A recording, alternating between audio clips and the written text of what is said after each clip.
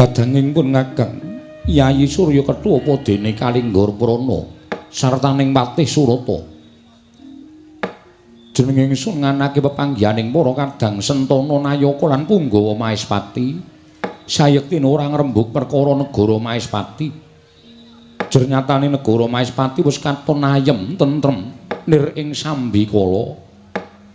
Akeh sangganing para kawula ingkang padha urip kebak ing karukunan, ora ana ingkang padha regejegan.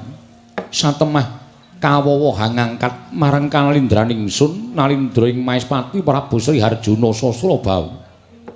Kabeh mau katandha nggone wegik lan wasis kadang-kadang Kumranata sagung para kawula sartane nindakake marang parintahing Nalindra. Menapa sampun paduka dawuhaken badhe kula candhingga jimat Koko Prabu. Lho, menapa sampun paduka dawuhaken badhe kula candhingga jimat Koko Prabu. Patih Surata wonten timbalan.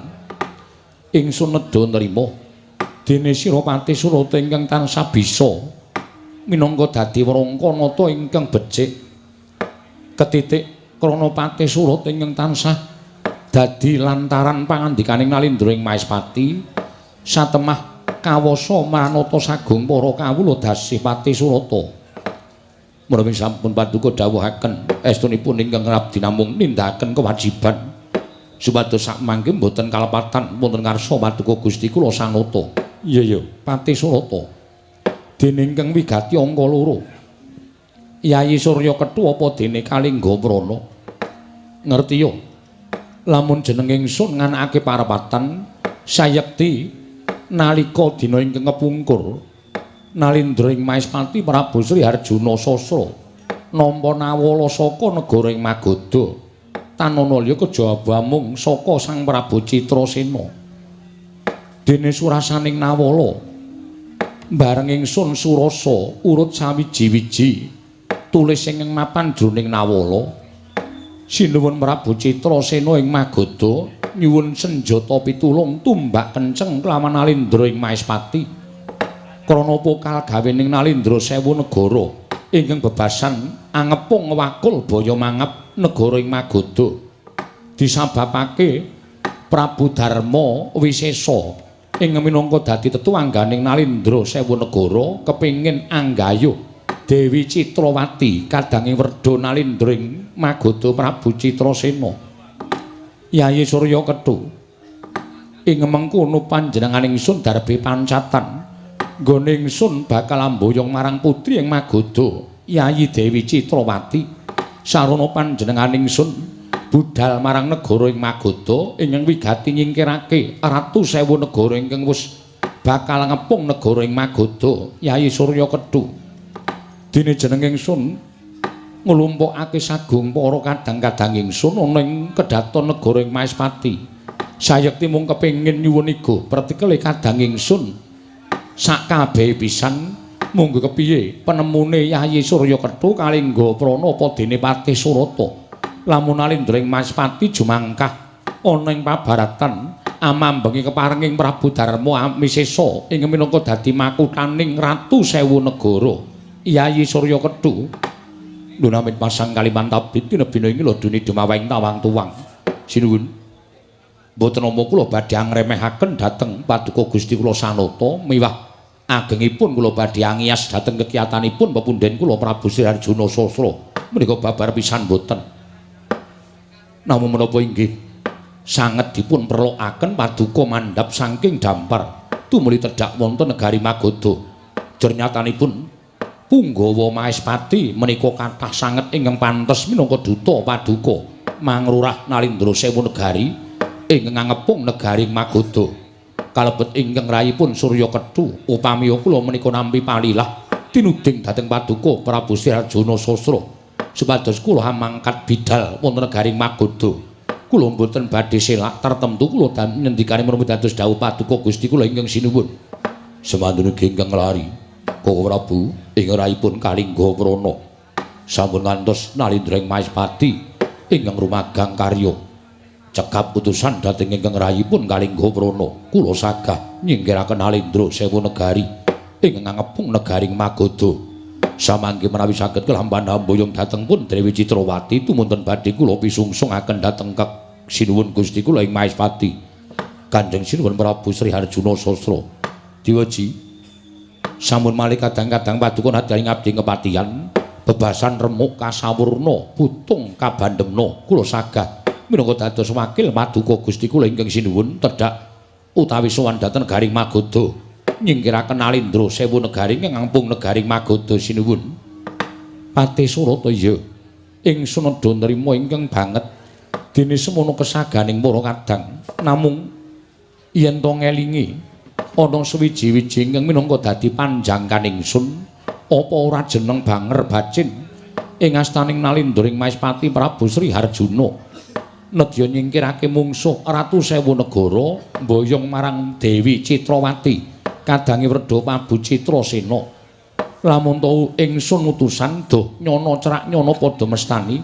lamun Nalindring Maespati kuwi Nalindra ingkang jirih getih wedi mati lamun Nalindring Maespati kuwi pindhane wong wadon pepinjungan mula babakan iki nedya ingsun petung luwih dhisik aja nganti buntung ing tembe mburine sapa ingkang pantes minangka dadi utusaning Nalindring Maespati apa kudu panjenengan ingsun dhewe ingkang tedhak ana ing negara Magoda Yai Surya Kethu Kalingga Prana apa dene Pati Surata ndel pangandikan Sang Prabu Sri Harjuna Sastra nalika semanten duwe midhangetaken gegering jaba samyara raosan kumalisik yen ta ana sawijining satra ingkang ngalampah tapa pebe wonten madyaning satengahing ringin kurung Negaring Maespati dadosaken hara kang samya mangarsa marsaning Sang Nata Prabu Sri Harjana tumuli sigra cukat Sang Nata paring sasmita kalan Pati Surata amiji pisawanipun nem-neman ingkang nglampah tapa pebe madyaning kalon-alon Negaring Maespati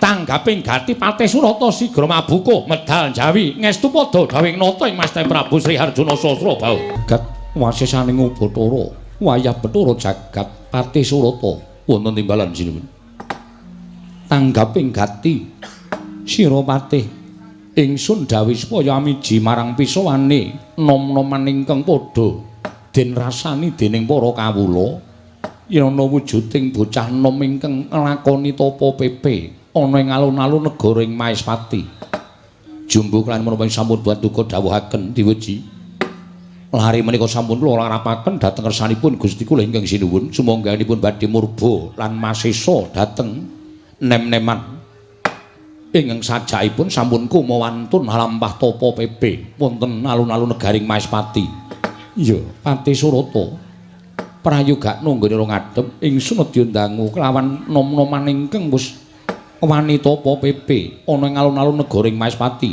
purba wasisa wonten asta paduka Gusti kula ingkang sinuwun bocah nom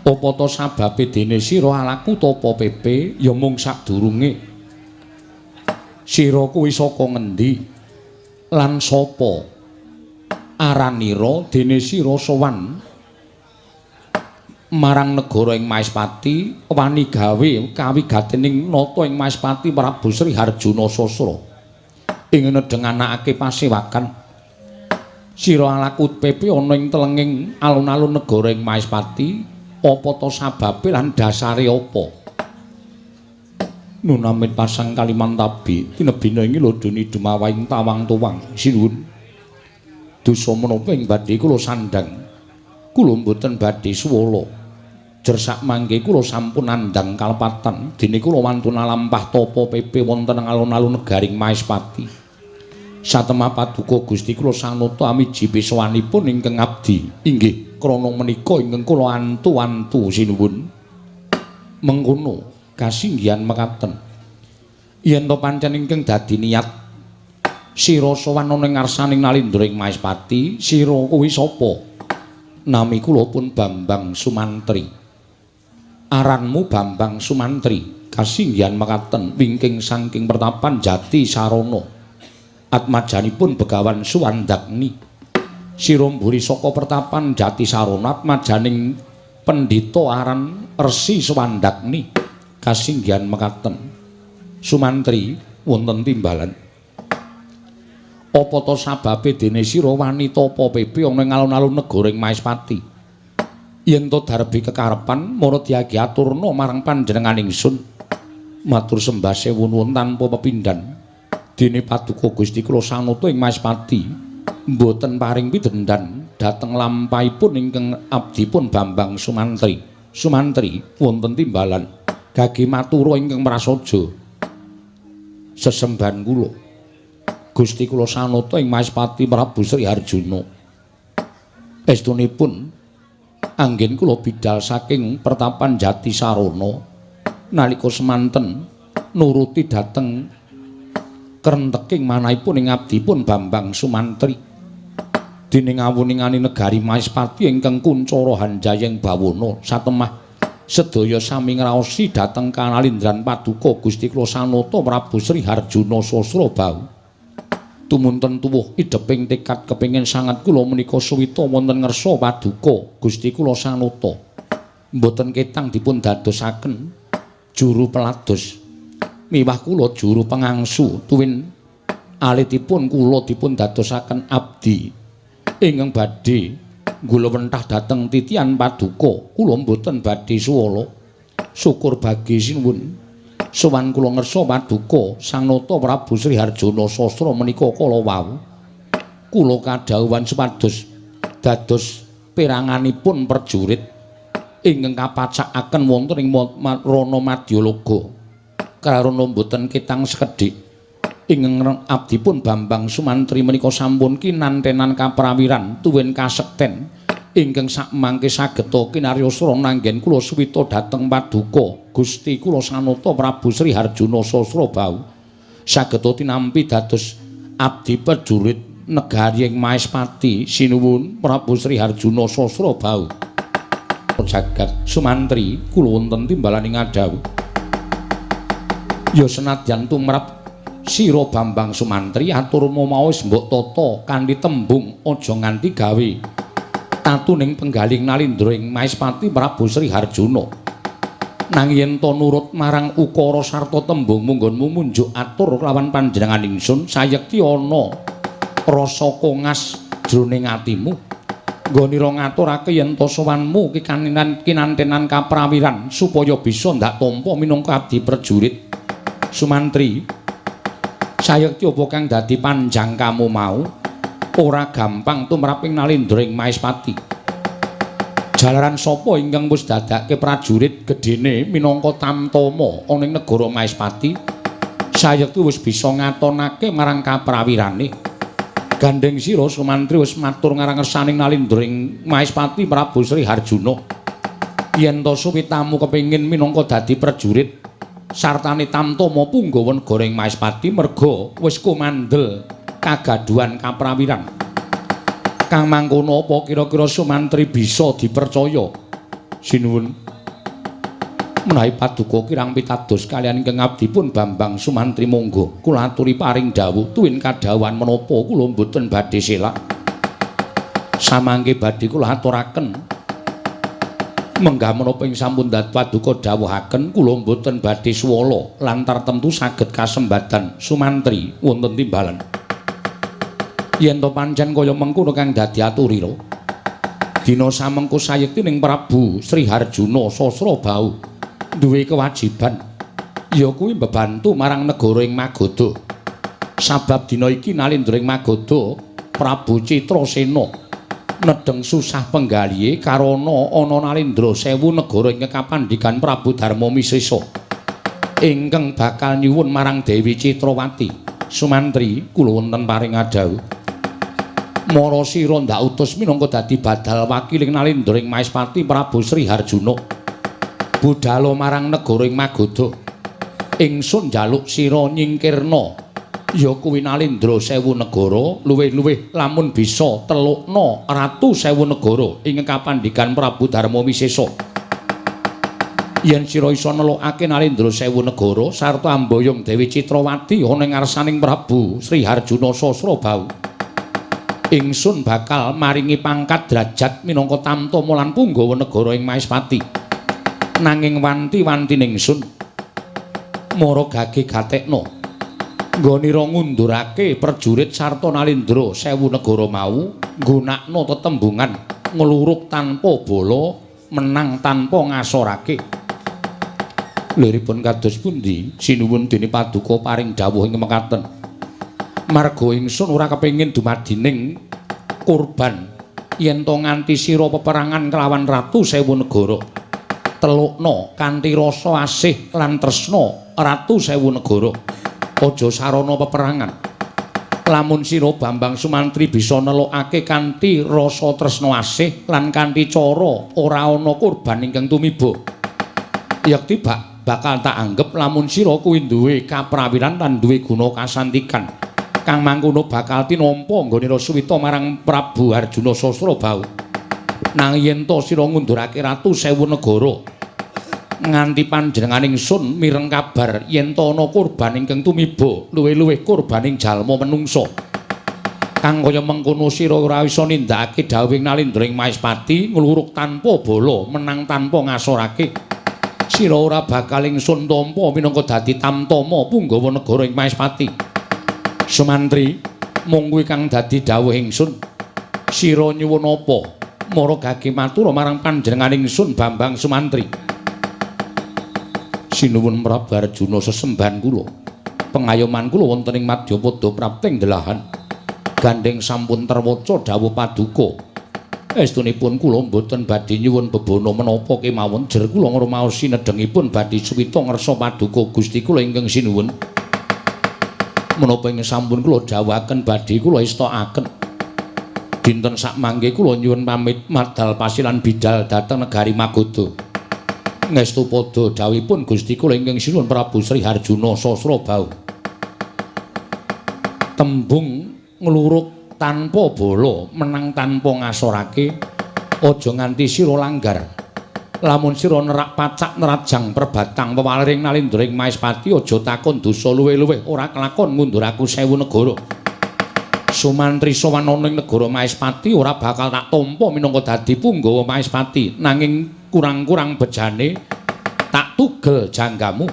Dene ana sawijining abdi sarta dene ana sawijining kawula Maespati ingkang mung isa gunem nanging tanpa guna. Isa nyembadani sarta sumaguh ingkang datanpa bukti. Nuwun inggih ngestakaken dawuh. Klilanana kula nyuwun pamit madal pasilan sing ati-ati aja kaya bocah cilik Bambang Sumantri. Kenging menapa malah paduka pitados kalian lare saking Karang Pradesan ing namipun Bambang Sumantri. Menapa mboten langkung prayogi ingkang rayipun Surya Kethu ingkang bidal dhateng negaring Magoda. Sumantri ki menapa mboten langkung prayogi ngrayipun Kalingga Prana ingkang sowan dhateng negaring Magoda. Sinuwun dene paduka pitados kaliyan lare saking ereng-erenging arga ingkang sakmangke wantun cumalena badhe suwita nersa paduka Gusti kula sanata. Surya Kethu Kalingga Prana iki wonten timbalan ing adhawu. Jeneng ingsun percaya kelawan Bambang Sumantri mbot ora mung sarana paningal lair nanging uga paningal batin.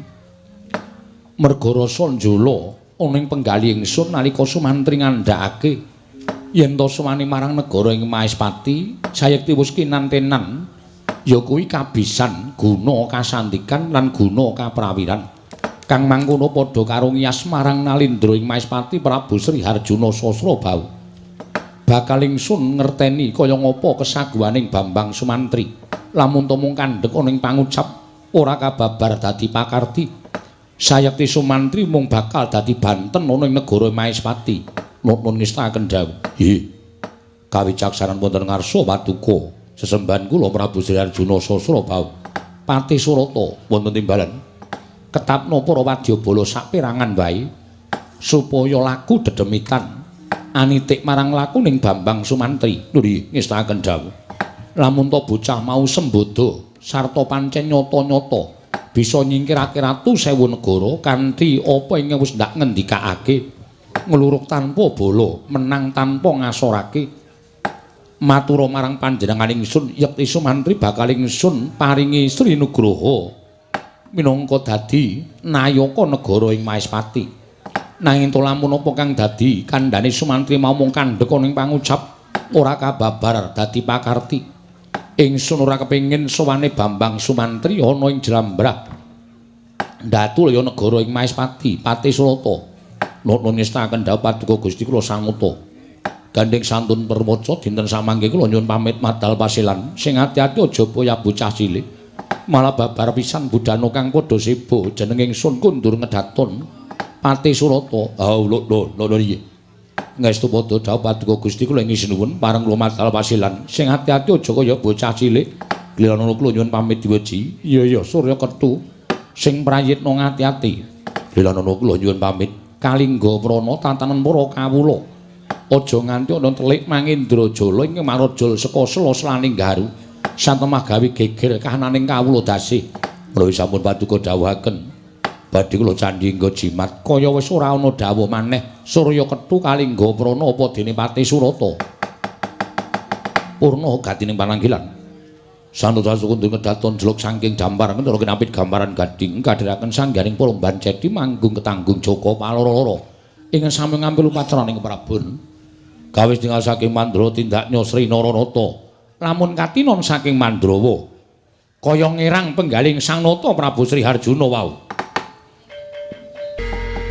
Kakang Semar kula ndara pripun le sampeyan nglakoni tapa PP enten alun-alun negari Maespati wiwit saka Jati Sarana sampeyan nggenipun kepengin suwita ngersanipun sinuwun Prabu Sri Harjuna Sasra. Kula weruh saka kadohan sampeyan pun ditimbali kali Patih Maespati. Kula ajeng nyuwun dawuh. Pripun dipun tampi napa mboten Den Kakang Semar? Nalika semana aku tinimbalan dening Srinata ing Maespati Prabu Sri Harjuna Sasra bau nggih. Terus aku wis ngaturake apa kang dadi wigatine lan niatku nggone bakal suwita. Lan aku ngaturake marang kabisanku nggone olah kridaning ngayuda. Ngaturake marang kabisanku nggone wis sangu marang kasekten. Nanging Kanjeng Sinuwun Prabu Sri Harjuna Sasra bau tumuli paring kewajiban karo aku. Yen aku bisa nglakoni bakal tinampa minangka nayaka ing Maespati nanging yen to gagal wigar aku bakal ditugel guluku ning negara Maespati Kakang Semar. Kula rampun matur to Ndara. Suwita Nalendra menika mboten gampang. Wedaling atur sampeyan menika kudu nganggo ukara sing ditata, aja nganti nyocok penggalihe panjenengane. Sampeyan ngaturake bab kabisan olah kridaning ayuda ya kasekten sampeyan. Teng ngarepe ratu kok sampeyan pamer kasekten niku pripun?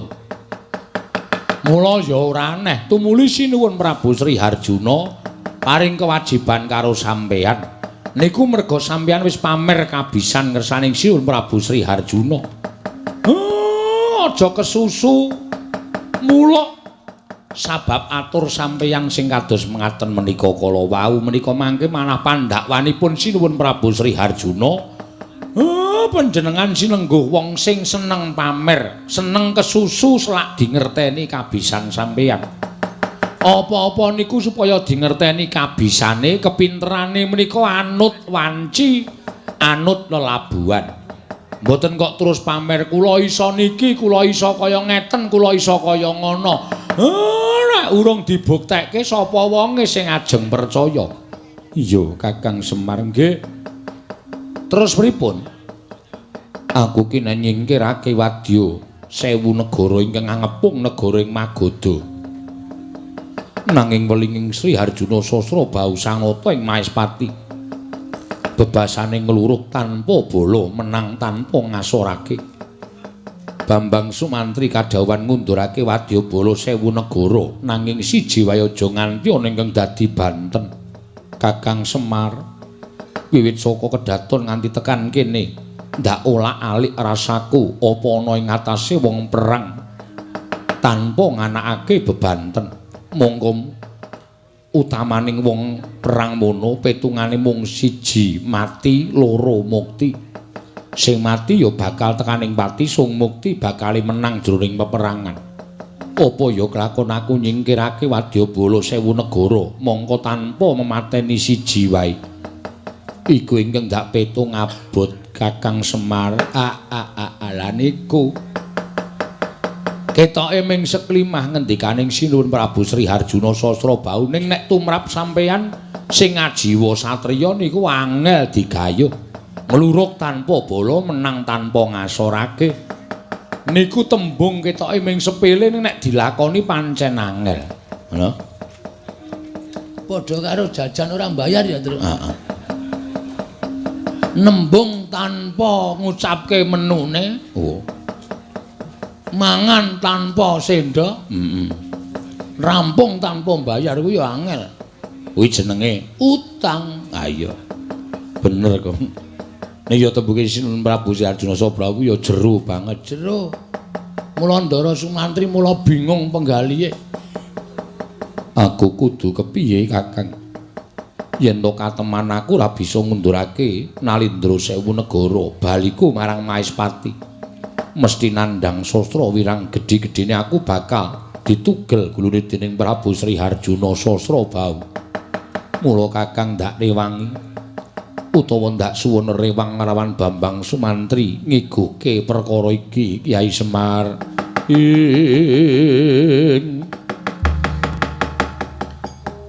Semarika den prayitna semuri resika balik Ditiyane kandayane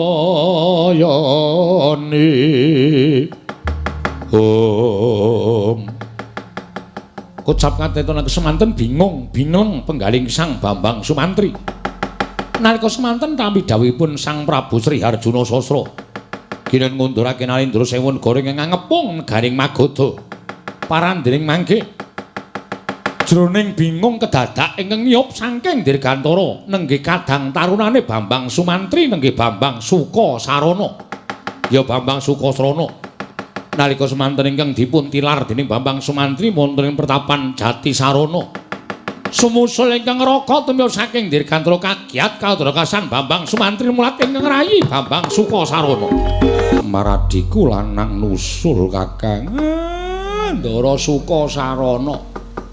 Wah, pancen bocah ora iso ditelapke. Wo, Ndara Sukasarana nusul, Tru. Heeh. Tuyule nusul, Tru. Gong, iki arep kaya ngene iki adine Ndara Sumantri, mireng Ndara Sumantri dipanah ndasmu. Nek iki adine kok tuyul. Kyai baguse kaya ngene kok tuyul. Petruk ngece aku kowe. Ora kaya malah dikira ngece ora. Kadangku Yayi.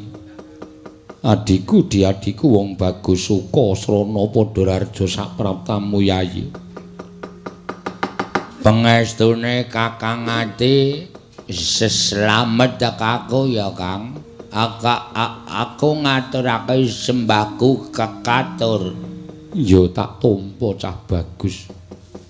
Kena ngapa kowe nusul karo aku? Kowe kok ngono to Kang?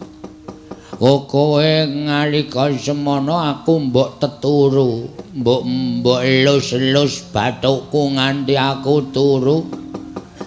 Bareng aku nglilir aku tangi Kakang Ati ora ana, Kakang Ati ninggal aku.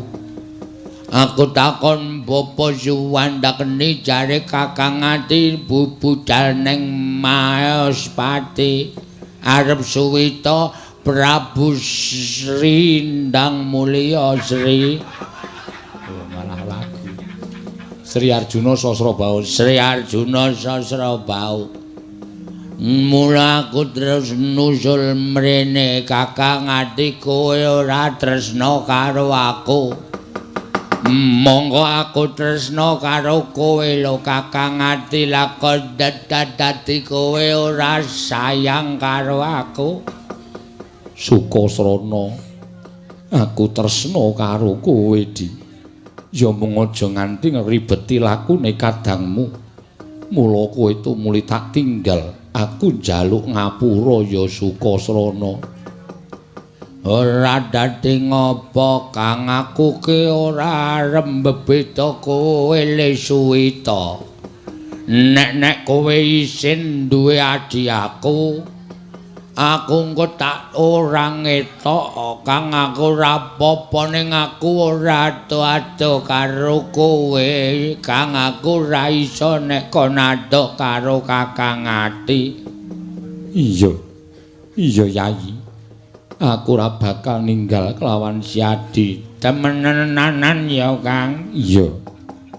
Ora pusi aku to Kang. Ora cah bagus.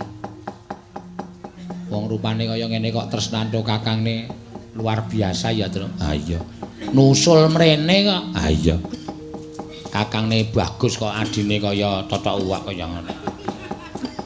Sukasarana ya Kiswan. Ah iya. Kakangne Kakang Mantri iki baguse ora jamak kok. Adine letek kaya ngono. Ya men ning ampuh. Ya ampuh pil karo Ndara Sukasrana. Kowe kok katon sedih to Kang ora kaya biasane akeh ngendikane. Kowe apa ora ditampa lit dadi nayaka Maespati Kang? Ora perkara kuwi Sukasrana. La piye? Aku nampa dawuhing Prabu Sri Harjuna Sasrabau. Heeh. Kosik Sukasrana ngenteni mburi kelir leren le omong-omongan sik. Keseron banter banget. Lala iki do mepet kelir kok, Kang. Gek do omong-omongan perkara gawean, dadi aku malah seru pikiraku. Iya Sukasrana, Piye ngendikaning Prabu Sri Harjuna? aku kon ngundurke Ratu Sewu negara kang ngepung negara Magadha. Lah kene meng kaya ngono. Kok kowe kok bingung wong Kakang Ati iki sesekti mandraguna. Kakang Ati iki digdaya. Kok perkara ngundurke Ratu Sewu negara we bingung. Ana tembung ingkang gawe bingung pikirku. Tetembunge piye? Sumantri kowe ngundurke mungsuh bebasan ngluruk tanpa bala, menang tanpa ngasorake. Mongko ora entuk gawe pepati ratu siji wae sewu negara kang tekaning pati. Kepiye nggonku bakal tumandang Sukasrana. Mula sok neki ngejak adine ya Kang. Iya. Lah aku ki tok jake ora tau arep ngridu uripmu Kang. Iya. Arep kaya ngene iki aku sithik akeh iso tetulung Kakang Ati. Iya Sukasrana. Wis saiki kowe mangkat to. Mangkat nendi? Magadha no. Aku ketemu Ratu Sewu negara. Lah iya. Mengko piye nggone ngasorake Ratu Sewu negara supaya aja nganti ana korban. Lah dimu aku Sukasrana kon ngopo? Mengko tak ewangi kowe rasa kuwatir. Mengkono Yayi. Heeh. Mengko kowe sing maju, mengko sing nibani kekuatan supaya ratu kalah kabeh adimu Sukasrana, Kang. Adikku adikku. Jebul tinemune gedhe dayane tumrapun Kakang nggone kepengin suwita marang ratu. Nanging maneh aku ora bisa nganti si Adi suwita marang Praja Maespati merga raganing si Adi ingkang sarwa kujiwa. Aku ora apa-apa, Kang. Aku kira apa-apa. Kowe dadi nayaka, aku mung dadi wong lumrah ngene iki aku ora masalah kok, Kang. Sing penting kakangku iso dadi nayaka Maespati. Aku nyawang sampeyan mukti wae aku wis seneng kok, Kang. Memelas ya, Gong. Ora ana lho buta apike kaya ngene. Kakangne pengen dadi nayaka Maespati, dheweke ora iso dadi nayaka Maespati ming cukup nyawang rasane wis seneng, ning ming siji syaraté aja nganti ditinggal. Aku aja tak tinggal ya. Ora. Pokoknya aku karo kowe, Tru. Pokoknya kowe rekoso, aku mukti. Lho. Aku jenenge ora sebaya muti sebaya mati. Ngusak kewenake dhewe yen ngono aku tak mangket ning Magoda. Aku ngawat-awati kowe saka Ndirgantara ya, Kang. Engko nek ana apa-apa mbatina aku teko wis aku teko Kang ngewangi kowe. Iya, Sukasrana adhiku cah bagus. Gareng maju mrene. Waduh cilaka iki, Tru. Wonten dawuh, Dara. Engko kowe sing ngajani Kakang Ati ninggal aku ada. Kowe sing ngajani soale aku ngerti sipate wong matane kira ki. Lho Semar Endo masalah. Lunga sike. Mboten nggih, sumpah mboten. Mripat wira kompak kok. Apa meneh atimu kon kompak karo cangkemmu? Nek nganti ngajari Kakang Ati ninggal aku titenana kok cokot. Waduh. Mboten. Sapa sing ngajani? Sing bisik-bisik wau Petruk. Ana kowe minggat Petruk kon maju. Truk. Timbali Satpol PP. Gareng yo isa-isane nibake perkara ning aku to yo. Petruk kok kowe sing ngajani Kakang Ati. Mboten, malah kula wau ngelingke Kakang Ati. Kakang Ati ndasmu njebluk kuwi. Sing entuk nyeluk Kakang Ati ki mung aku, kowe aja melu Kakang Ati. Anu Ndara Sumantri. Kula wau den mesakake ngrayi. Terus Ndara Sumantri, Petruk, aku kudu tega karo adhiku yen ora ngono ora bakal ditampa dadi Nayaka Maespati. Yakin sumpah. Kowe wani sumpah? Wani. Nek nganti ngapusi kowe kere selawase urip. Ora usah sumpah wis kere. Kok dadak kere selawase urip ora. Nan la sing aja-aja sapa sing mboten seneng kali sampean niku. Mboten seneng kali sampean. Engkon maju rene. Gong, timbali Ndara. Kang apa? Entuk sangu. Gareng entuk sangu, aku entuk sangu. Kari kowe. Piye, Mas? Mbok cangkeme basa. Apik aku karo kowe. Kok kon basa? Apik aku dengkulmu melacat. Arep apik kowe kon nyepatani bisu selawase urip.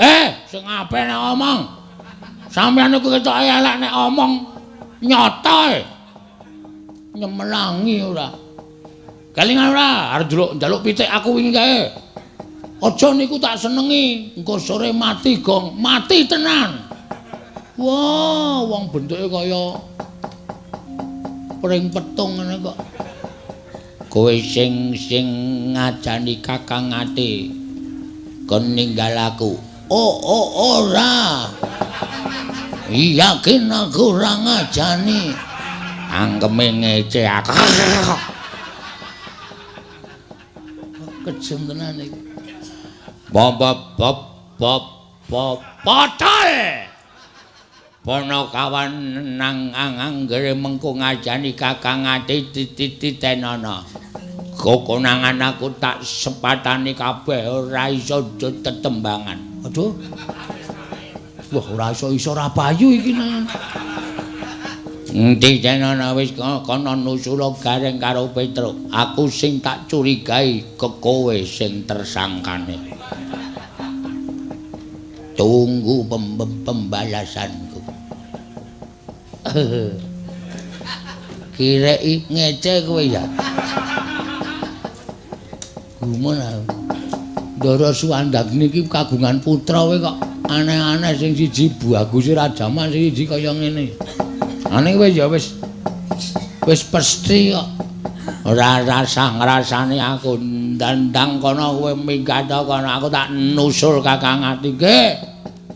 Ku anggere akon Kakang Ati ninggal aku titenana.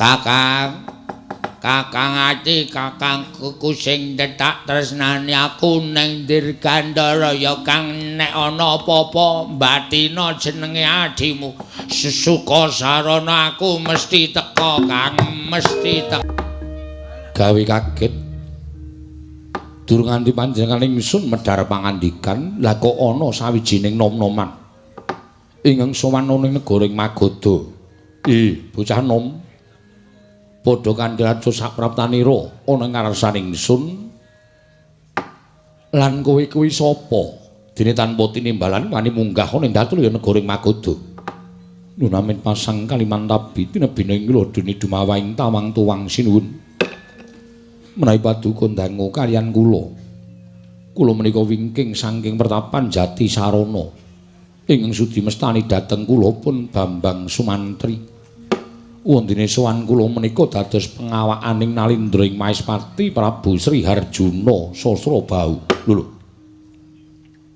dadi pengawakaning Nalindra ing Maespati sinuwun Prabu Harjuna Sasrabau kasinggihan mekaten mugi dados ing kawuningan sinuwun nalika semanten Prabu Sri Harjuna paring dawuh kaliyan ngabdipun Bambang Sumantri bilih nampi nawala saking paduka Gusti kula sinuwun Prabu Citrasena ing Magoda bilih negari Magoda kinepung wakul binaya mangap Nalindra sewu negari ingkang badhe angayunaken ingkang inggih menika pepundhen kula ing Magoda pun Dewi Citrawati tumuli sinuwun Prabu Sri Harjuna utusan kaliyan ngabdipun Bambang Sumantri kula ingkang dados pengawakaning Nalindra ing Maespati kewajiban anundung dhateng Nalindra sewu negari miwah sak mangke ana tepi sayembara paduka Gusti kula sanata sinten ingkang saged nyingkiraken Nalindra sewu negari badhe pikantuk triman inggih menika putri saking negari Magoda Gusti Ayu Citrawati menapa ing sampun dipun dawuhaken Prabu Sri Harjuna menika kala wau tumunten kula estakaken dinten sak mangke kula sampun pepanggihan kaliyan paduka sinuwun Prabu Citrasena kula ingkang badhe nyingkiraken Nalindra sewu negari ingkang ngepung negari Magoda namung kemawon langkung prayogi menawi kula nyuwun diparilah paduka sinuwun Prabu Citrasena ing Magoda Gusti kula sinuwun Prabu Citrasena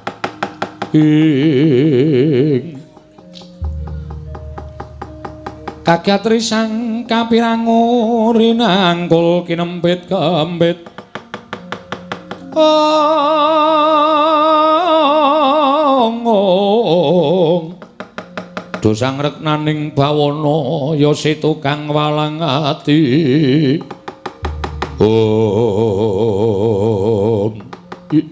jagat dewa Bathara Sumantri wonten timbalaning ngadhau selagine akeh para Nalindra ingkang padha ngleboni sayembara wae ora keduga mingkirake Ratu Sewu Negara para satru ingkang kondhang sekti kalintang jayaning perang kabeh gagar wigar tanantuk karya ewa dene Sirasa Malana ngatonake kesaguhanmu minangka wakiling Prabu Sri Harjuna Sasra Sumantri Patembaya ing Magoda ora pilih-pilih sapa ingkang nyingkirake Ratu Sewu Negara keduga mboyong lawan Mbak Yuku Kakang Mbok Ayu Citrawati ingkang mengkono ndak ilani sira metu ning sak jabaning rangkah negara ing Magoda sarta pura ana papan pernahing para Nalindra Sewu Negara ingkang padha mesanggrah ingkang kapandhekan Prabu Darma Wisesa yen to nganti sira isa ngundurake Ratu Sewu Negara boyongen Mbak Ayuku Kakang Mbok Ayu Citrawati prasta dawuh paduka Sinuwun Prabu Citrasena kliran ana kula madal pasilan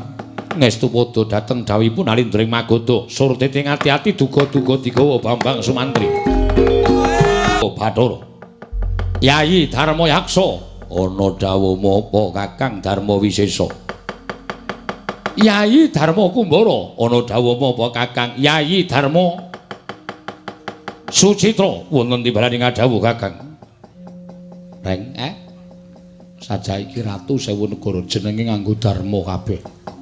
Ana sing jenenge Darma Wisata ora ya ora ana. Darma Wisata ning ngisor Kretek ora ana. Ngisor Kretek ora. Apa iki pawongan nom-noman sing gawe geger pesanggraning Ratu Sewu Negara? Saka pangiraku pancen bener iki Kakang. ingkang sumbar manguwuh-uwuh nganti aku kelawan Kakang Darma Wisesa metu saka jroning pakuwon. Walah dalah sugih kendel Bondowani. Wani manjing ana ing pesanggraning para Nalendra saha negara. Kowe sapa? Takon karo aku utusaning Nalendra ing Maespati, aku Bambang Sumantri. Bambang Sumantri? Ya dasar para nyata. Luruh bagus. Wah. Wong bagus-bagus emane ditutke kirik 3. Lho, darani kirik ning. Meneng wae klethake dase. Menungsa e kirik. Lho, iso omong. Le. Terwelu. Kae ratu lho. Men ra urusan ngene menungsa padake kirik. Lho, iso omong sapa jenengmu? Takon karo aku. Abdining Ndara Bambang Sumantri. Nala Gareng. Bambang Gareng. Bambang Gareng. Oh iya no abdine nganggo Bambang. Sing dhuwur sapa? Bambang Petruk. Bambang Petruk? Iya, dasar para nyata. Abdine Ndara Sumantri. Sing murid sapa? Joko Bagong. Kok beda dhewe to, Gong? Aku ora tau seneng padha. Bedani lho Bambang mo kabeh nganggo Pak Bambang tuku gedang. Amoh ya wis sakarepmu Bagong. Prabu Darma Wisesa. Niatku pancen wis gembleng nggonku bakal nyingkirake Ratu Sewu Negara aja ngangsi gawe geger kahanan negara ing Magoda. Mula Kang Sangka kuwi mumpung durung tekaning pati salah sawijining Ratu Sewu Negara. Padha mundura. Aja ngayunake marang Gusti Ayu Dewi Citrawati bakal binoyong Bambang Sumantri ana negara ing Maespati. Wah, dalah sugih kendel Bondowani. Sumuk nyawamu kowe wani nantang karo Nalendra Sewu Negara. Seminggira Kakang sepira kekuwatane Bambang Sumantri mesti dadi isen-isen ning wadukku. Hak tadah kala mangsa ora sakakean gunem tanpa gunayu kaya apa aku sing bakal tekaning pati. Kula terus mingkah Koko Prabu bari kula ajar Bambang Sumantri kemewat gunemipun. Nek kekuwatane terus sing menang sampean. Wong nyatane ratu sing sepisan wau mangantem sgon sirah. Plodak. Kula krungu saking mriki. Iya Petruk. Candak sirahe jebleske lemah. Tuwus. Semaput dadi royongan. Niku kekuwatane terus sing menang sampean. Ning perkara akeh. Amrika Sewu Negara pirang-pirang kalah 1 maju 2, kalah 2 maju 3. Petruk, Nun. Mbok nek ngerti bendarane ngene iki diwangi. Ora mengkakean cangkem. Niku nyeritake, wah aku ora butuh cerita. Sing dadi nyatane. Ora gelem nyambut gawe. Nanti Reng, lho aku ki abdi setiae. Tonton kekuatanku. Nek mati lho Reng. Mati mbok wis. Nala Gareng ati-ati. Nggih, ampun kuwatir. Nek ming mungsuh ratu Oh ye. Pokoke gertak dulu. Wah, Edan, kowe ya Edan. Iki apa iso perang? Lho, aja ngena karo aku. Tanganku kemlawe ngene iki tiba ning siramu ra sikar dadi loro. Aja dunta. Wah, kowe wangi-wangi bendaramu mati ora iso. Modar kowe. Hop, jebleske. Iya. Candak jegluke lemah. Yes. Kowe Edan apa? Wo, sit. Yeah. Sit. Yeah.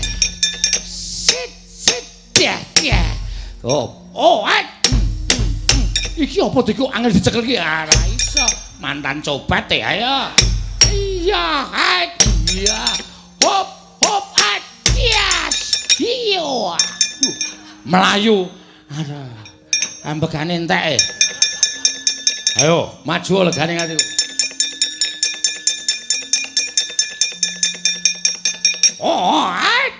Iya. Wis candak set jegluke cek mati dening aku kowe. empuh to ndasku. Tak kira watuke, watu cengelmu kuwi. Kuwi mlenthung ki. Ana wong nonton disaut dikeprokke. Nyatane ratune semaput to. Mapun-maput ora. Genti kowe, Gong. Aduh, mati aku. Aduh, mati aku. Aja mlayu. Waduh. Oh iya. Wela, andang lemu. Iki adine. Wah, tak kira nek andang lemu. Adine nolo gareng ayo. Modiar. Ngene iki cah ampuh ora mengendha-endha. Kakangmu mau sing cilik mau endha-endha. Aku sing ora endha, wong gedhen awak. Modiar. Iya. Hoi. Oh, ah. Edian Kakang mempengtani. Terus le, wah aku seneng delok kowe. Ah, modiar. Wait, ayo. What? Loh, double ya men. Tenang Gong, tenang Gong, tenang piye wis rada mumet e. Mas ya.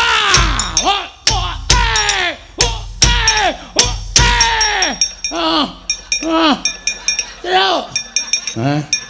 Truk. Piye Gong piye? Mati kowe. Ono kawan areng wangi bendane mati mbok si aik. Iya. What? Iya. Iya. Wasyat. Iya. Wah. Iya. Wah. Gong.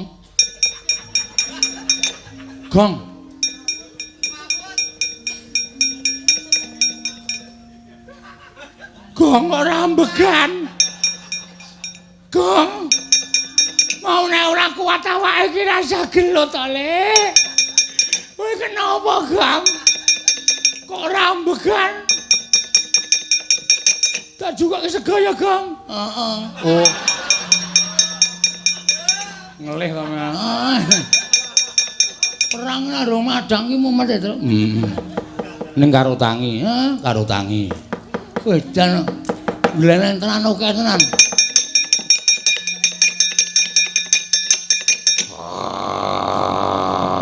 Pindah le. Ngapae? Butane gede banget. Tak lawane. Aja, Gong. Aja, ku kalah tenan nek karo kae. Ora masalah. Ora wedi kok. Terus aja tok awakmu iki, Truk. Tak lawane. Ora usah. Kowe kalah ora wedi dijake cah jiri ora. Wah, jikur gede banget. Gilak lembang. Lho kok nyelip Mpong Risang Sumantri. Nalika semanten mulat sakataing para ralendra 1000 negari. Ingkang samya ngepong Sang Sumantri sigra mundhut jempare ngarsa den dawahaken mring sangganing para ralendra 1000 negari. Krana sampun saged boten saged meper mubal babaling karepson. Mulat Sang Sukasarana, Kakang ati aja, Kakang aja.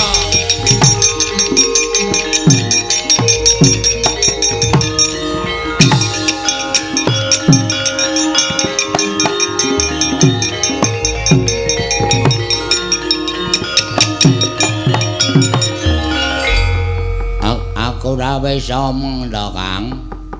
Ora ngeluruk tanpa bala memenang tanpa ngasorake iki aja nganggo pusaka nek kowe ngetokke jejem-jem. Nganggere kleru lak bandem ngrikil. Jemparing engko kowe bakal mateni karo Ratu 1000 negara. Adikku diadiku Sukasrana. Pun Kakang bingung kudu kepiye Yayi. Engko kowe ra wis tak kandhani to nek kowe bingung kowe mbatina aku.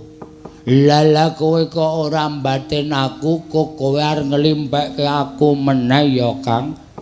Ora Yayi ya mung pun Kakang lali. Arep ngopo Yayi? Kowe rasa bingung kok kowe ngadeka nang kekene wae. Mengko sing nibake daya kemanden aku. Raratu sewu negara kedo tak gawene lumpuh merga saka adimu. Kuwi tenan cah bagus. Iya Kang, masa aku menipu? Merga srawung ro kowe kae itu. Basa Indonesia. Ya tak kandhani soalé. Ha iya. Menipu ki apa? Masa aku ngapusi karo kowe ora Kang, aku gak ngapusi. Iya, terus kepiye? Aku tak ndelik nang mburimu. Kok kowe rasa wedi ngene ana ratu teka sing nibani kekuatan aku, Kang. Adikku, diadiku Sukasrana. Mati aku iki dayane apa? Waduh, laku dadi otot bebayuku kaya ilang. Ngobahke sikil wae ora iso iki kaya kena apa, Kang. Waduh, mati aku. Mati aku laku dadi sikilku lumpuh kaya ngene iki piye mati tenan aku. Waduh, Sumantri aja pasang warat. Aku kok dadi kaya ngene iki piye, Sumantri? Weh, lah kok ngampuh tenan kok. Ah, semok iso doting klumbruk. Heeh. Bojone dhewe digawe ngono wae, Pak Tru. Amen ngopo? Men rar lewel. Ora tau rewel kok bojo kok digawe ngono dengkulmu mlocot ora.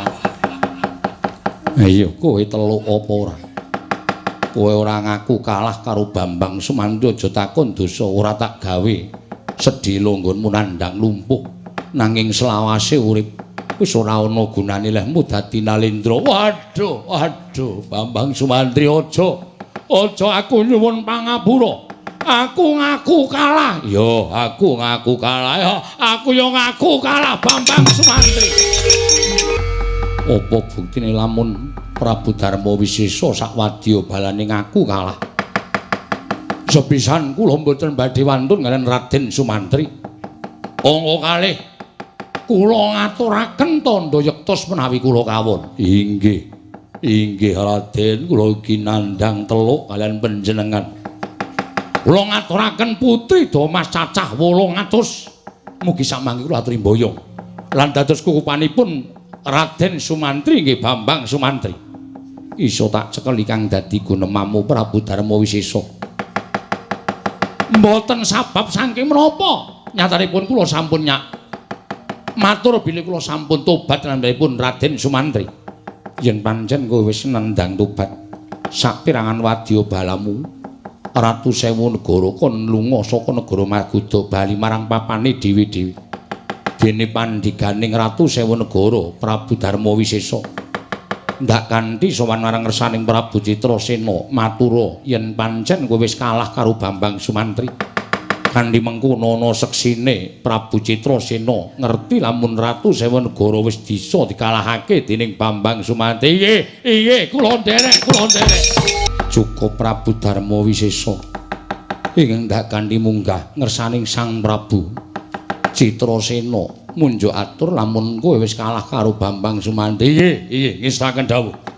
Malah samangke kula ugi badhe nglarapaken pandheganing Putri Damas cacah 800. Inggih menika pun kadang kula Yayi Dewi Darmawati samangke badhe ngirit Putri Damas. Sedaya badhe suwita dan manut dhateng pangrehipun Sang Sumantri. Iya, Prabu Darma Wisesa. Ayo ndak kanthi munggah ning datur ya negaring Magoda. Suwan Sang Prabu Citrasena. Monggo, Raden kula dherekaken monggo. Lalaku seneng, Ndra. Aku seneng pakaryane kakangku Kakang Ati wis bisa paripurna. Ning mboten saking sampeyan mboten bisa paripurna. Untuk kok duwe adi kaya sampeyan. Lah iya, aku ki sayang karo Kakang Ati, Ndra. Nggih. Kula ya nekseni. Pun jenengan sakniki ndelik riyin. Kang Raka men sowan sinuwun Magoda, mengko iso ngukup Putri Damas kalih mboyong Dewi Citrawati, sampeyan aja ngetok-ngetok mengko ndak Kang Raka kagol atine. Lah iya aku tak ndelik ya, Tru. Nggih. Sampeyan beto dhuwit mboten? Piye? Sampeyan duwe dhuwit mboten? kula nyilih sik. Mengke nek pun Kangkeng Raka pun sukses kula tembungke kula balekke. Koko aku wis ra percaya karo cangkemmu. Mudar. Sapa-sapa kok disili, sapa-sapa kok disili terus. Kene rung rampung kedhuk kana, kandhane rampung kedhuk kene. Arep urip model piye kowe carane?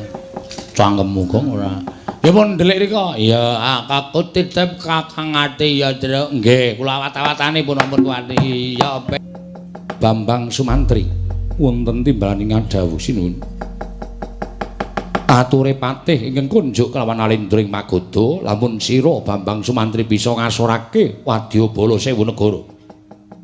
Menika ingkang dados bukti Prabu Darma Wisesa ingkang sampun kula beta mangarsa mangersanipun Prabu Citrasena. Sinuwun. Sepinten kalepatanipun ingkang abdi pun Darma Wisesa kula nyuwun pangapunten. Kula sampun ngakeni bilih kula menika kawon kaliyan Bambang Sumantri.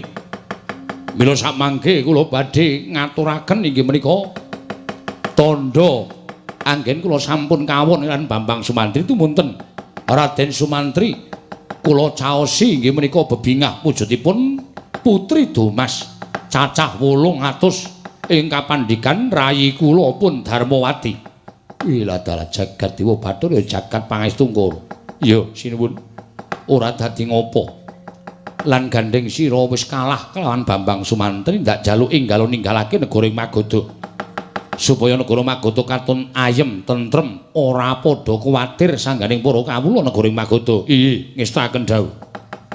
Namung semantena kula ugi badhe anagih dhateng menapa ing sampun paduka ngendikaaken menawi kula saged ngunduraken Alendra Sewu Negari saking negari Magoda kula kedah amboyong dhateng ingkang Mbakyu inggih menika pun Gusti kula Gusti Ayu inggih menika Citrawati sinuwun kados pundi menggah pangandika paduka ingkang sampun kapireng dening jagat menika diweji.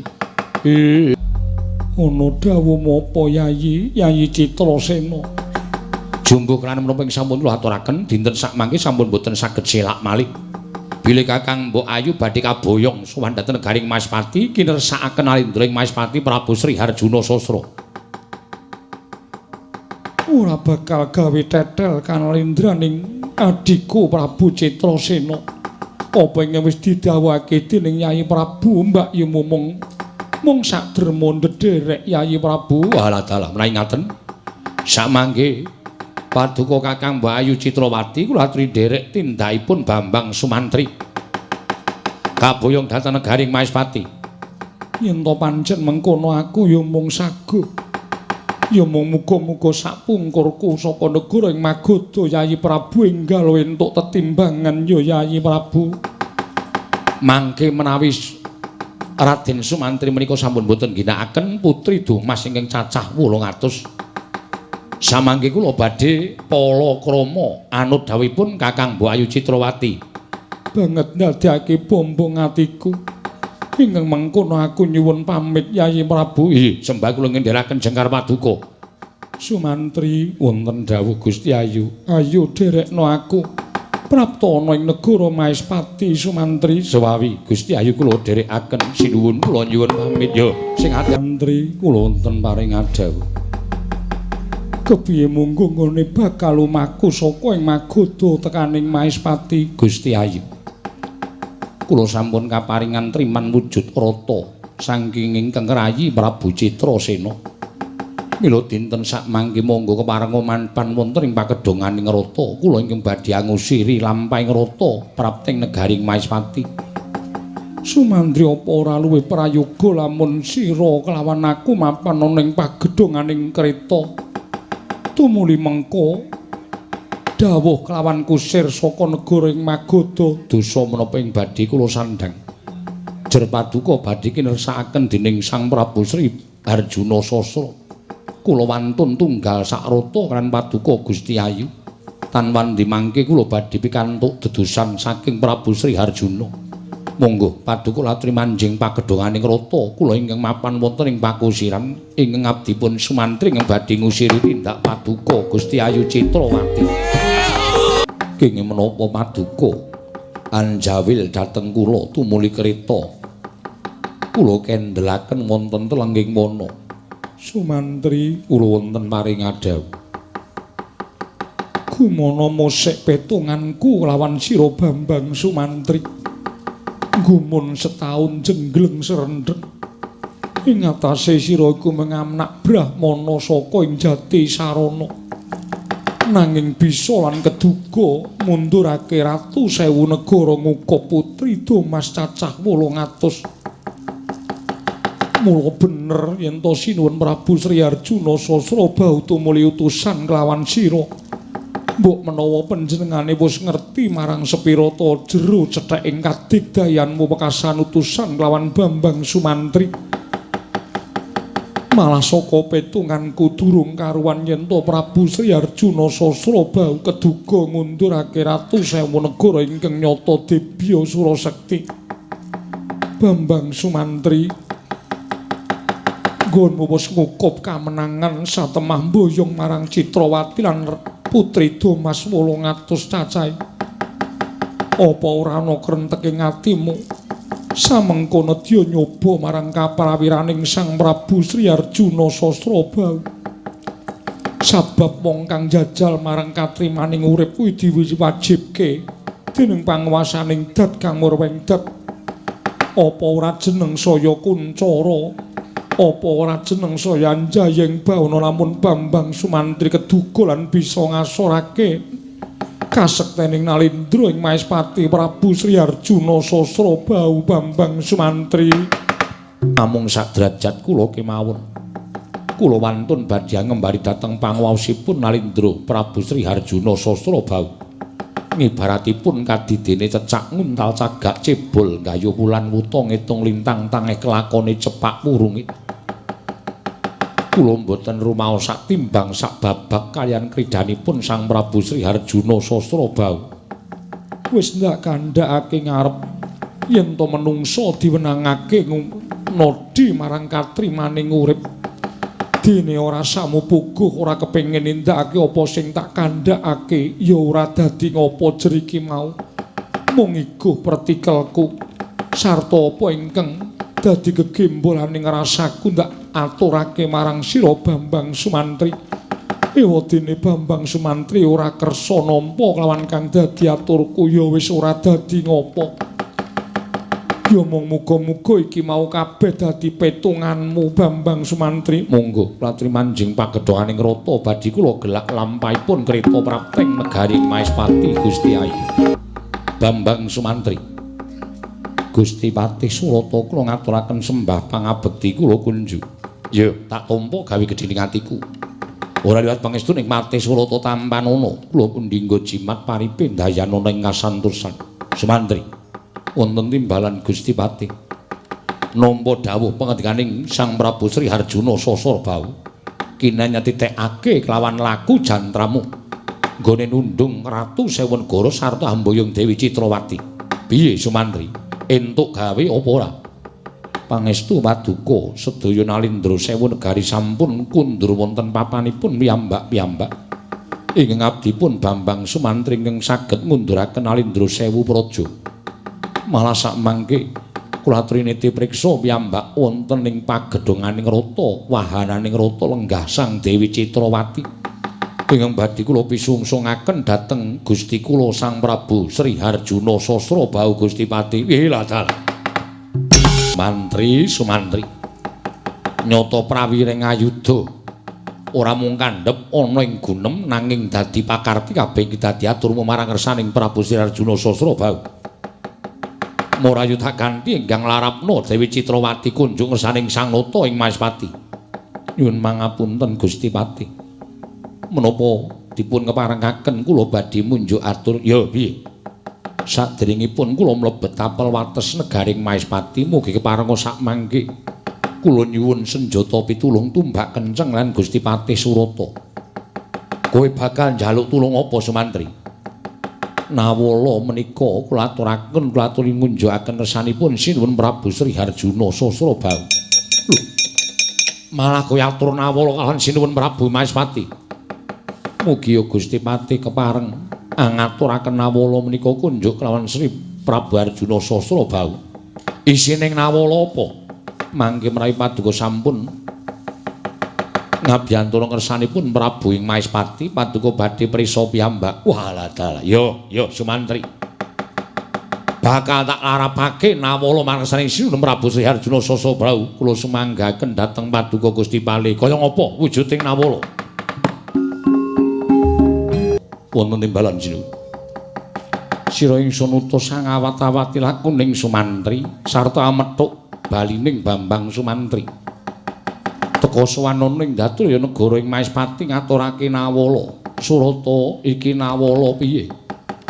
Nalika semanten kula sampun pinanggilan abdipun Bambang Sumantri.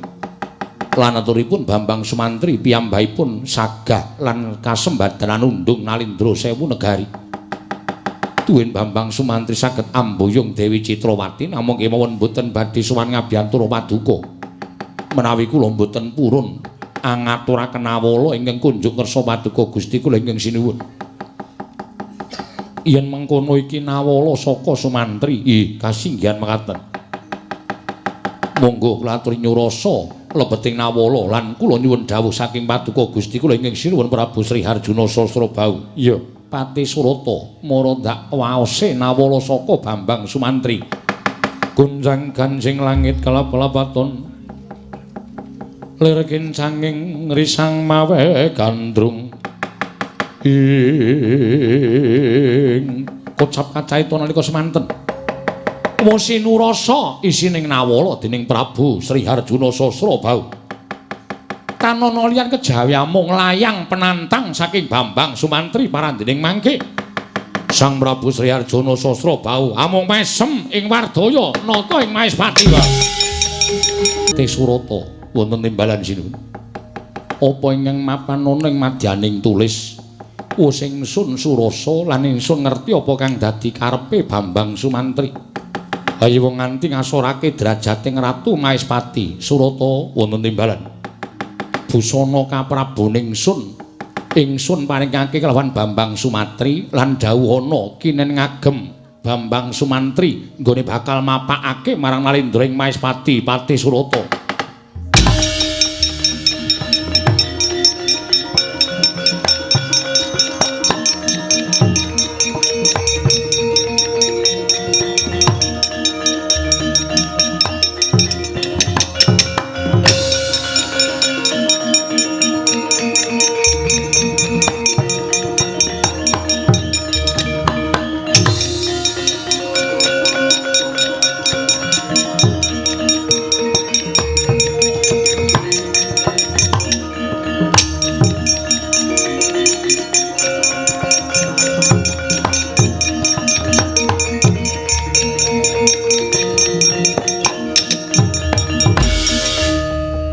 Gusti Patih Surata. Ya, Sumantri.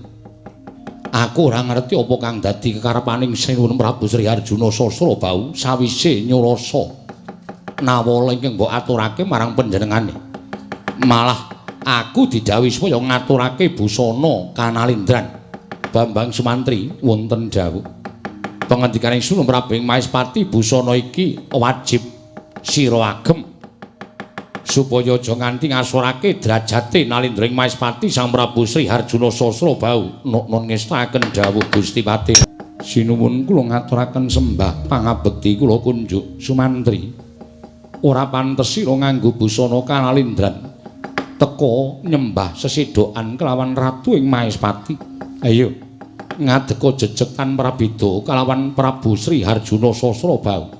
Ingsun wis nyurasa kabeh isining tulis kang mapan ana ing nawala. Bambang Sumantri, apa kang dadi kekarepanmu bakal tak ladeni Bambang Sumantri.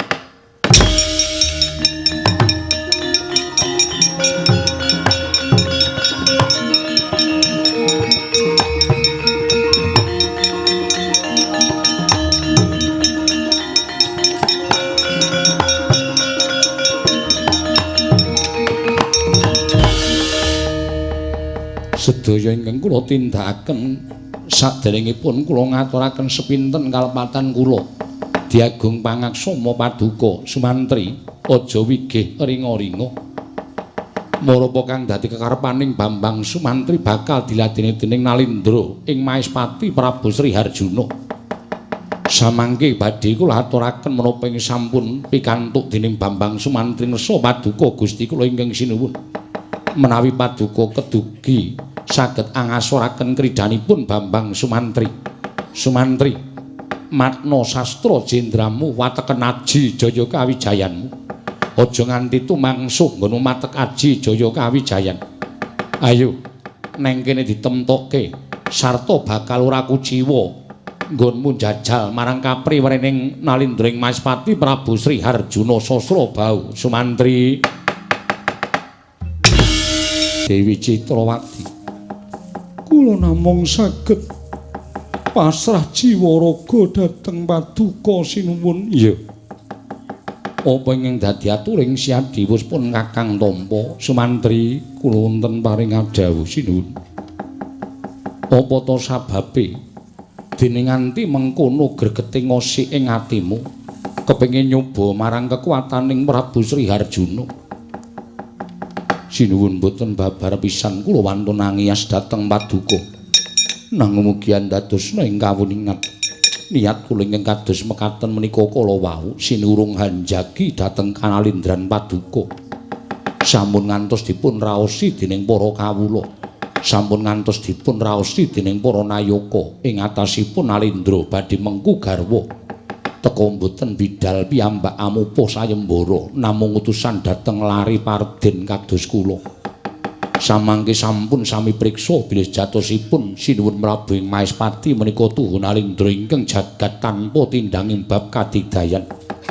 Sedaya niatmu namung badhe anjagi dhateng Kanalindran tuwin derajat pangkat Paduka Gusti kula sanata ing Maespati Prabu Sri Harjuna Sasrabau. Aduh Sumantri. Ya ta yen pancen kabingeng dadi aturira. Pancen marentra saka legetaning ati ingkang jero. Sayekti apa ingkang sira tindakake ora gawe banger bacin asmaning Nalindra ing Maespati. Nanging malah saya gawe kuncaraning Nalindring Maespati, mula sira bakal ingsun nugraha. Bakal ingsun paringi ganjaran. Sumantri Seksenana, sira bakal ingsun dadekake werangka ing Maespati, patih jero. Ya kuwi Bambang Sumantri. Dene patih jaba diasta dening Patih Surata, Bambang Sumantri.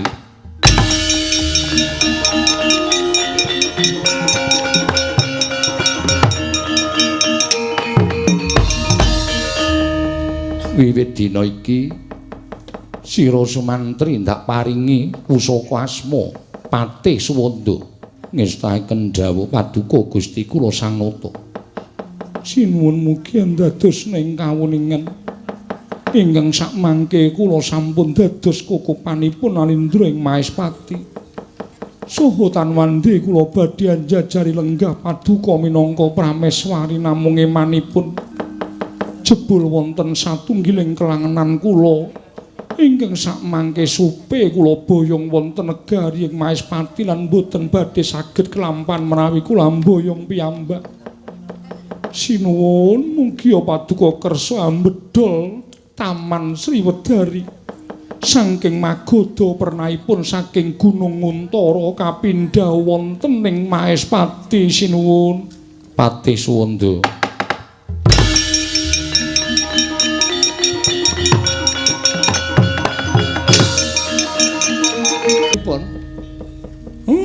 Kula niki namur kawula wis seneng.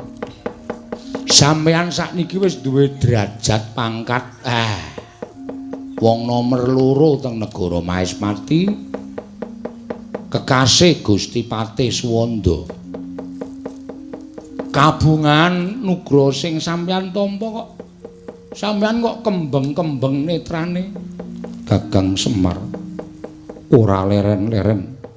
Gustiku ingkang sinuwun ingkang nyoba marang Bambang Sumantri. Pripun? Ingkang sekawit aku didhawuhi mboyong Dewi Citrawati ngasorake wadyabala 1000 negara. Mongko ora kena mateni siji wae Nalindra 1000 praja.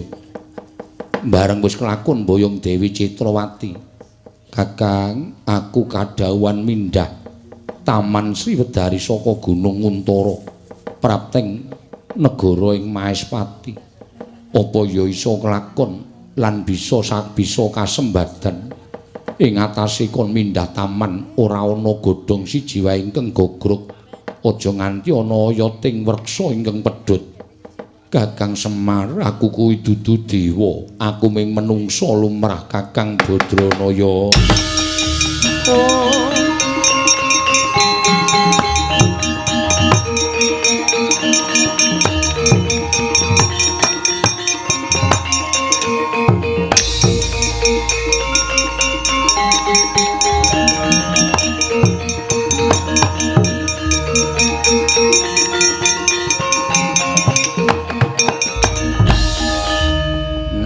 Napa Kakang Ati kok nangis napa Kang?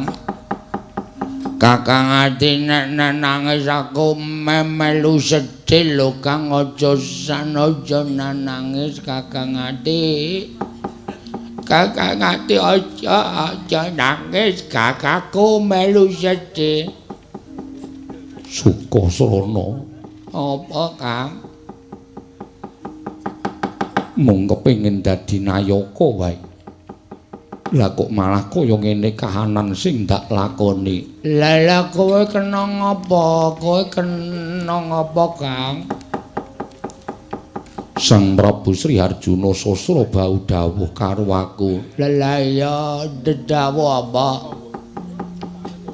Dawuh aku kono tepi kewajiban ingkang ora bisa ndak lakoni. Lah kok iso? Mergo aku didhawuhi mindhah Taman Sriwedari saka Gunung Untara ing Magoda prapteng negara Maespati. Aja nganti ana godhong siji wae ingkang gogrok sarta aja nganti ana oyoting wreksa ing taman ingkang pedhot. Sukasrana. Piye kakangmu iki? Lah kakangku ngapa? Aku ra iso nglakoni Sukasrana. Ning aja nangis to, Kang. Oh.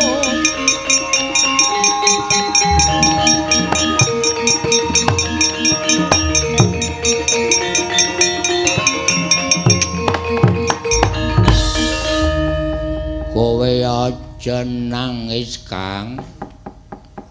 Aku nangis mergo nangisi kahanan uripku. Kahanane ora apa-apa kok.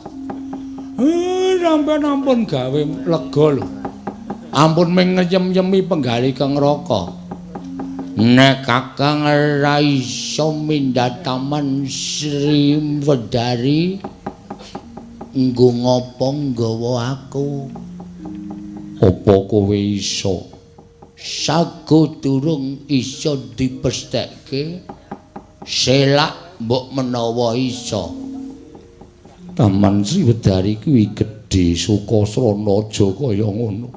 Selagine kakangmu bae ora iso kok kowe arep saguh. Gegere lusi jalma tan kena kene ya Kakang lenggah nang kene rasane endi-endi ya Kang. Iya. Rasa tekan ngendi-endi? Ora. Ya. Iya. Rasa alasan mancing barang ya. Iya ora. Taman Sriwedari tak pindahe, Kang. Apa kowe iso? Tontonen nek nganti ra iso, aku aja tok anggap adikmu, Kang. Di adikku Sukasrana. Ora ngira yen to si Adi Darbi kabisan sing kaya ngono. Sukasrana. Aku matur nuwun ya Yayi. Padha-padha. Aku nang ngusung taman ki awakku lulungkrah kabeh ya, Kang. Iya, ora maido cah bagus. Iya, Kang. Wis kana kowe gegek matur Prabu Sri Harjuna Sasrabau nenek Taman Sriwedari wis tak pindhah nang Maespati, Kang. Iya. Ngono ya, Kang. Aku matur nuwun. Sukasrana. Ora apa-apa wong wajibe aku ki sing enom ngabekti karo sing tutu wae Kang. Iya. Aku tak matur Prabu Sri Harjuna Sasra Bau Sukasrana. Yayi Citlawati wonten maring adhawu mara titi priksanen yen pancen ana godhong siji ingkang tiba sarta ana oyot ingkang pedhot matur marang panjenengan ingsun Sumantri bakal ingsun paringi pidana. Nggih ngestaken dawuh sinuwun.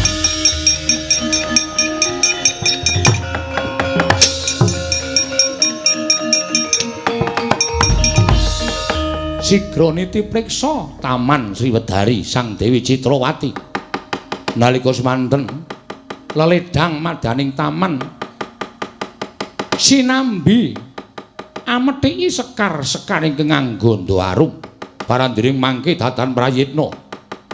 Nalika semanten Sang Dewi Citlawati dupi sumurup Sang Sukasarana gumletak wonten ing oyoting weksa ingkang ageng ngorok sesenggoran sinenggo menika bangsaning lembut jelo kepati mlajar kapiyandeng Sang Dewi Citlawati.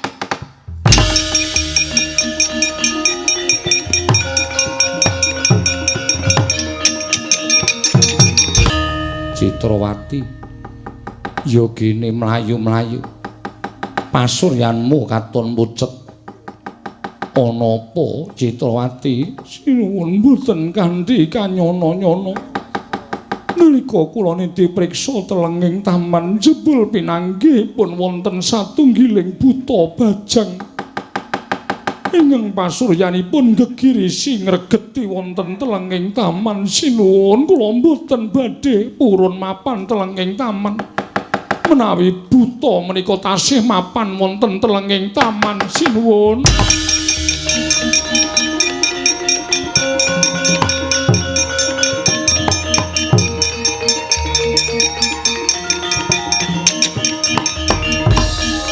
Sumantri, ingsun ora kepengin ana wujuding jalma ingkang ora saklumrahe, mbuh wujud berkasaan, mbuh wujud lembut, apa meneh wujuding yaksa. Kudu sira sirnakake saka jroning taman, kudu mbok pateni wewujudan ingkang girigodha kelawan bendaramu Gustimu Citlawati. Sumantri, ingsun paringi pusaka. Pusaka iki agemen kinarya srana mateni buta ingkang mapan ana ing telenging taman. Sumantri. Ing atase sira ingsun timbali tanpa kumecap. Sumantri. Suwanda Patih Sumantri. Sendika ngestaken dawuh sinuwun. Ora nyono babar pisan. Kudu sing nglakoni lakon ingkang persasat abote kaya wong nyangga bumi. Sukasrana lha kok dadi kowe ora lunga saka taman. Malah kawanguran dening Gusti Ayu Citlawati. Sukasrana atiku Sukasrana.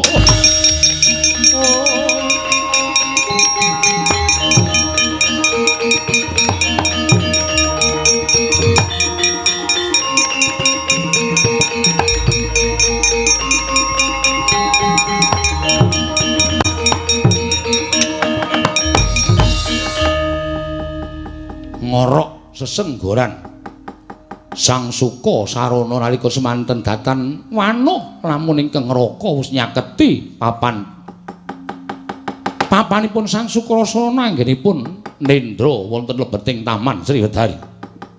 Parandene mangke gathu ing raos sing mboten saged dipun siraki Sang Sukasarana kan Bambang Sumantri.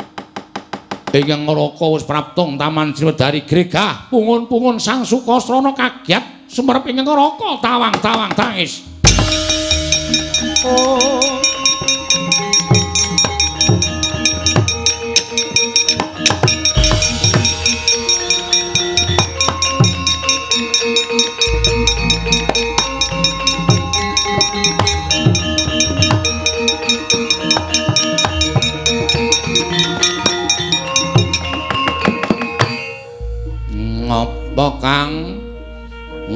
kok nangis meneh ki ngapa? Kowe entuk dawuh saka Sang Prabu Sri Arjuna Sasrabau apa? Sukrasana adhiku. Aku pancen entuk dawuh saka Sinuwun Prabu Sri Arjuna. Dawuhe apa, Kang? Kakang Susumantri kon ngapa? Sukrasana Piye? kowe turu ning Taman Sriwedari. Gusti Ayu Citrawati leledang jroning taman. Pengin nitik kahananing taman nanging bareng weruh si Adi Gusti Ayu Citrawati jelih-jelih kamigilan. Banjur wadul karo Gustimu Sri Arjuna Sasrabau. Dawuh karo aku. Dawuh apa? Ngomong ki ora karo nangis to, Kang. Dawuh aku. Aku diparingi pusaka curiga. Sumantri buta bajang sing eneng taman kudu mati. Sukrasana.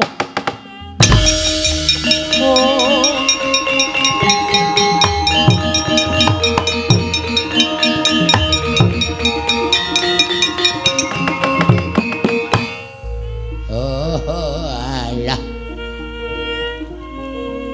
Dadi Kakang tekan kene didhawuhi karo Prabu Sri Arjuna kon mateni aku ngono ta? Iya, Sukrasana. Lah nek ngono mbok iya. Mbok iya piye? Kang, aku urip ana ing alam donya kuwi wis tau diparingi ngerti karo bapak. Nenek wong urip ki ora langgeng, tegese bakal manjing alaming pepati manut kodrat lan dalane dhewe-dhewe. Mongko dalanku mati kudu kaya ngene ya tak tampa kok Kang. Aku ora mangkel karo sampeyan. Aku ora seserik karo sampeyan. Nek pancen lakune ngono, mbok ya tok pateni. Aku ora apa-apa, Kang. Wong bakale menungsa sesuk ra ya do mati kabeh. Aku ora mentala. Aku ora mentala. Mbok menawa kewajibanku ning jagat wis rampung. Dadi aku upama mati kuwi uripku wis sah. Mula jenengku Suka Sarana. Suka kuwi seneng, sarana kuwi lantaran. Aku dadi lantaran kabagyaning kakangku tuwa. Aku ora apa-apa, Kang, tenan. Aku ora serik karo kowe. Aku ora mangkel karo kowe. Wis pusaka kuwi disuduke wetengku gendang gek ra apa-apa, Kang. Ora bakal iso nglakoni. Iki pusaka ingkang kaparingake Prabu Sri Arjuna marang aku, Sukrasana. Lah iya apik ngono kok. Wis ndang disuduke wetengku aku ora apa-apa, Kang, tenan. Aku ora mangkel karo kowe, aku ora nesu karo kowe. Malah aku matur nuwun. Dene patiku diuntapke karo wong sing wis tak gawe seneng, karo wong sing tak gawe bungah atine ya kuwi Kakang Ati. Aku ora iso nglakoni Sukasana. Kowe adikku. Kowe adikku. Andel ora, Kang. Lelala kae. Sang Prabu Sri Arjuna Sasrabau malah wis tekan kene. Engko kowe didukani lho, Kang.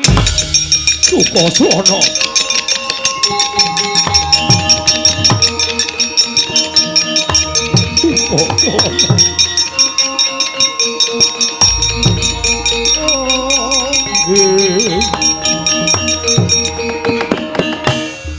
Sukasana adikku. Sukasana, kowe ngapusi aku. Kowe ngapusi aku. Ming butuh nelapke kakangmu. Sukasana adikku.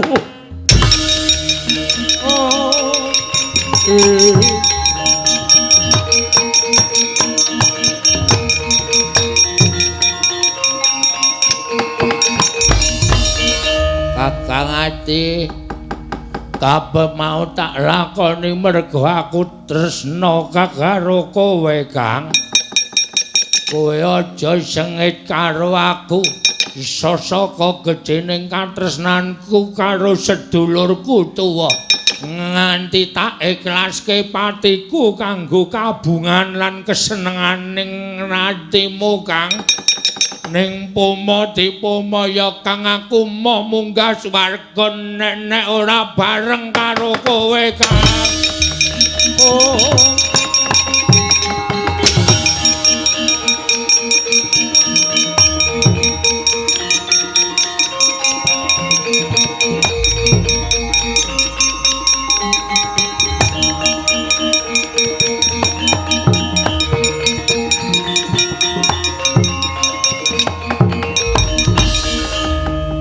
Sumantri, apa wis bisa mati buta bajang kengegira kelawan Gustimu Ayu?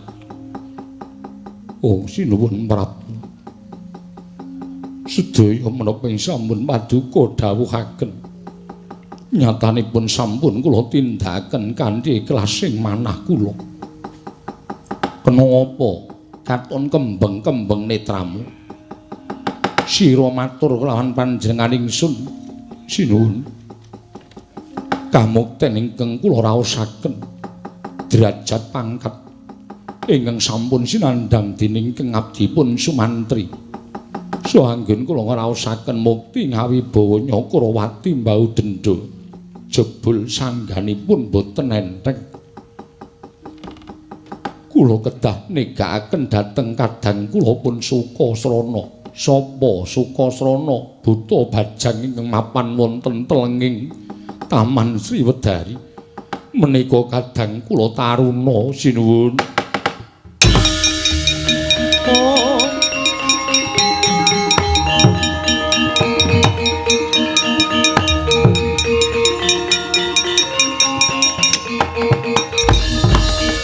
Sumantri, satemene sakabehing urip ning alam padhang sayekti kabeh bakal nampa coba.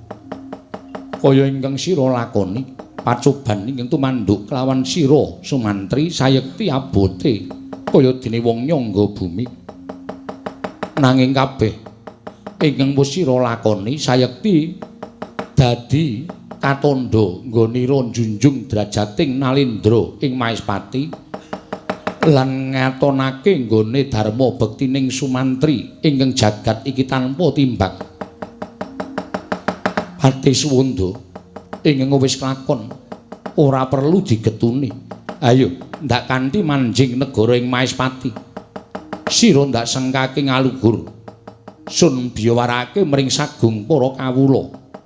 Yen to sira wis entuk pangkat ya kuwi pangkat patih jero ana ing negara Maespati, kekasih Rekyanapati Suwanda Sumantri.